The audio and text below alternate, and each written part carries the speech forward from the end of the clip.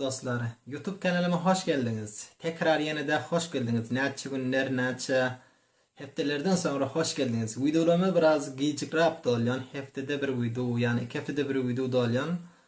Gelecekte köşeden her gün bir video dolmak isteyen. Onun için YouTube kanalı nazarınızda düşüncenizi komentay edin. Bugün Türkmen hakkında videomuz olacaktır. Men Türkmen. I am Türkmen. Men Türkmen. Bu arada videolarımız olacaktır. Barıyoruz, biraz interviewlarımızdan sonra devam ediyoruz. Başlıyoruz.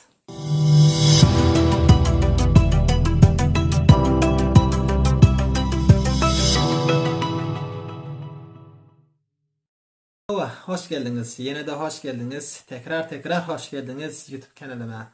YouTube'dan böyle videoları doluyoruz. Bugün Türkmen. Men Türkmen.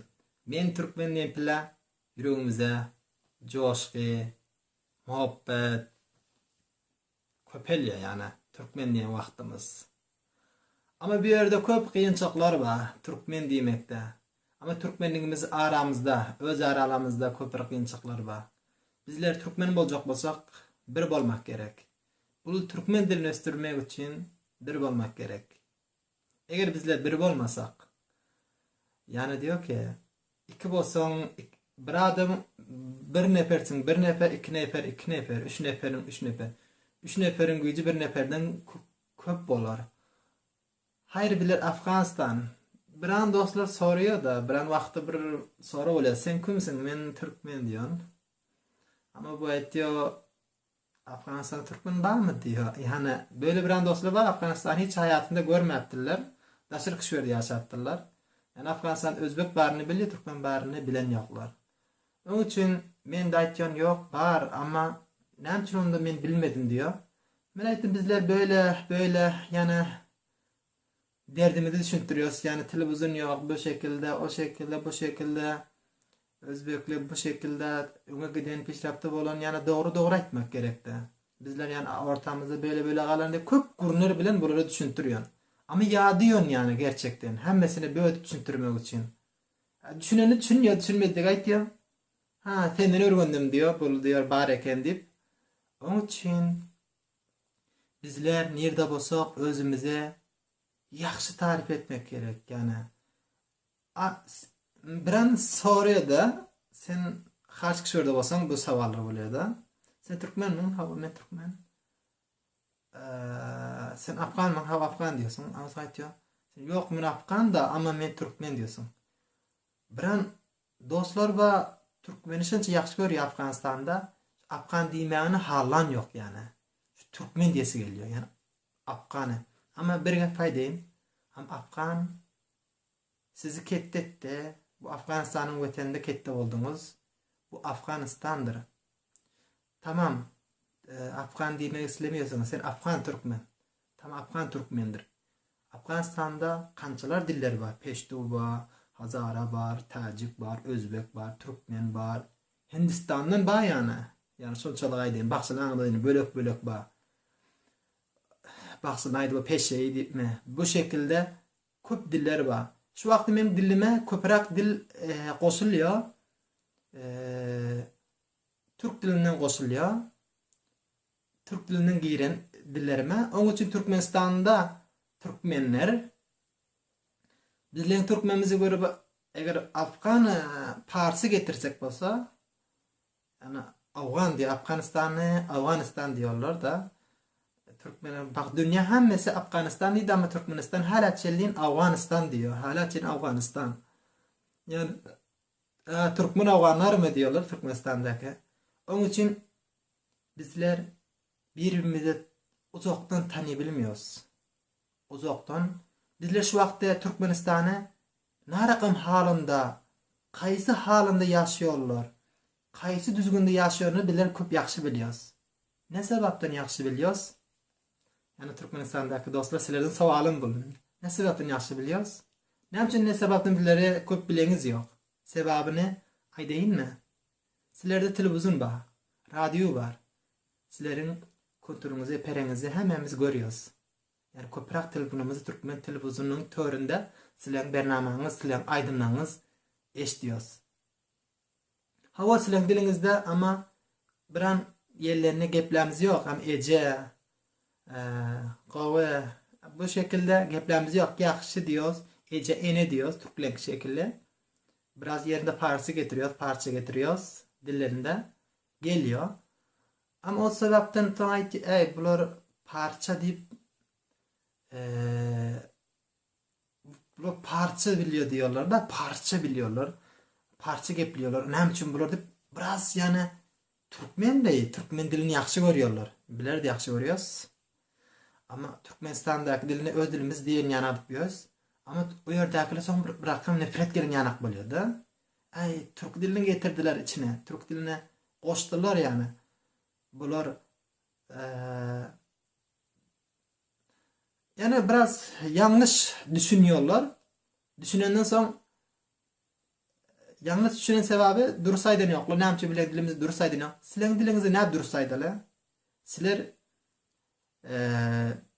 öterinize barabilmesek, kıyınçılık problemleri var. Ne için Afganistan'ın uruş cenceleri var. Afganistan'a sizlere gelebileniz yok. Ne için gelebileniz yok.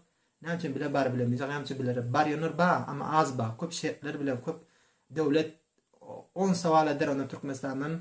Eğer Afganistan'a gelecek olsa ne için Afganistan'a gideceksin? Afganistan'ı öyle fikredip öyle bir tanıttırıptır ki yani Afganistan'ın Türkmenlerini Türkmenistan'a yani düşman yana kadar bildiriyor. Ne için? Yani Afganistan Türkmenleri yani ne eder? Tombata bular da kiçilikten yani televizyon yok. Zaten onçumuzu bilen kaydamızı, kontrolümüzü, zadımızı bilen yoklar. Onun için düşündüm, fikir ettim. Ne dedim? Bir tane Afganistan'ın Türkmen saytı, televizyonu, radyosu olsun deyip bir tane sayt radyo açtım. www.turkmenarzu.fm.com adres radyosu. www.turkmenarzu.tv.com adresi alınızdan görünüyordur. Bu adreste Afganistan'ın kontrolleri, perhengleri, zatları, videolarını dolup içinde Türk dilinde, şu vakti Türk dilinde var, Türkler barıp dolan, TRT diyen dolanlar var. Gelecekte öz dilimizde, öz perhengimizde o videoları, saytları, bu sayte öne gideriz. Bu sayte görürsünüz Afganistan Türkmenini yaxşı tanırsınız bu sayttan. Bu sayte kurşan özüm tamam. Türkmen arzu bir yerde köp insanlara köp bir fikri gelir de bu adı için köp düşündüm, köp fikir ettim. Bir yerde açıklamak gerek. Türkmenin arzuya. Türkmen ne arzu ediyor te? Türkmen'de radyo, televizyon yoktu. Şu vakti interneti, televizyon, interneti efimini açtım. Ne için aydebilirsiniz? Ne için efim kanun açmadınız? Ne için efim, televizyon kanun açmadınız? Kanunu ruhsat almak köp kıyın Afganistan'daki Türkmenlere. Köp kıyınçılıklar var. Özbeklerde var. Yok demiyorum. Özbekler biraz resmi rağbet Afganistan'da öne gittiler. Biz de izah aldık. Masrafı var. Masrafına kömek etmek gerek. Yardım etmek gerek. İnterneti ettim. İnternetin masrafı köp azam bolýar. Şu wagtda bu televizyona öňe gidecek bolup köp düşünçeýän, köp pikir etýän. Pikirläme gerek, uydu dolmak gerek. Näme bolsa, uydu dolmak gerek. Yani bizler öz Türkmenimize tanıtmak gerek. O mahal Türkmenimize bildirebiliriz herkimize Türkmen diye plak Türkmenimize tanıtmak gerek. Afganistan'da Türkmen diyersiniz ama Türkmeninizi tanıtmasanız Türkmen bolup bilmiyoruz. Onun için men giyli etmiyorum. Türkmenistan'daki yaşayan dostlarımızda. Olar uzak eşitmek, göz bilen, kulak bilen eşiten narseler bilen hiç satma olmaz. Her kim herge paydar. Ama Afganistan içine gelip görseniz tamam, Afganistan'da kıyınçlıklar var, biliyorum. Afganistan'da bir savutluq var. Sizlerin hem fikriniz bol bilmez. Yani sizin fikriniz bol bilmez. Näme üçin sizler savatlısınız, sizler ders okuyorsunuz. Ama Afganistan'da köpleper ders okuyabilen yok. İqtisat zayıf. Devlet bizler o kuvvet bolmamızı halan yok. Biler şol kelle harap bolup Afganistan'ı şanamıza demir nerseler alıp birbirimizi öldürmekten maksı nersene örgütecekler. Öterimiz bu şekilde oldu. Onun için dost kişilerimiz dost bolalım, hemimiz bir bolalım. Türkmen bolsak Türkmenimize hayır parsı geplesek, nersi gepledik diýmälin. Onun için bu dilimize gidelim. Men de hali Türkmenistan gidip görmedim. İnşallah gelecekte umid ediyorum Türkmenistan'a giden Türkmenistan'da videolar da doğalan o yerde köp düşüncelerim var, köp nazarlarım var. Özbekistan'a gidip videolar doğalmak istiyorum. Yakından göresim geliyor şolary. Ama men de biran gepler kulaktan eşdiyorum da kulaktan değil yani biran canlı yayınlara bardım yani ey deyip menin canlı yayın içirdiler de onun için biraz elbette hemme barmak bir yanakta yakından görüp yakından tanıtırmak gerek. Eger biler de Afganistan Türkmenini tanıyacak bolsaňyz ýa-ni kaýdyp oturan saytym bar. Bir ýerde gelip otur alyňyzda tekraram getirip öten bu adresden görüp telewizorlaryna görebilirsiniz. Telewizorlarda gelecekte köp ýaxşy videolar Afganistanyň türkmenlerine, Afganistan özbeklerine sizlere bu videoları dağlarız. Bu videoları sizler bilen paylaşarız. Onun için bu video Türkmen baratyda, Türkmen barasında dilim tutuldu yani çay çayım ahirinde. Çay çayda yan etlesem bulmadı. Dilim uğruydu Türkmen diye.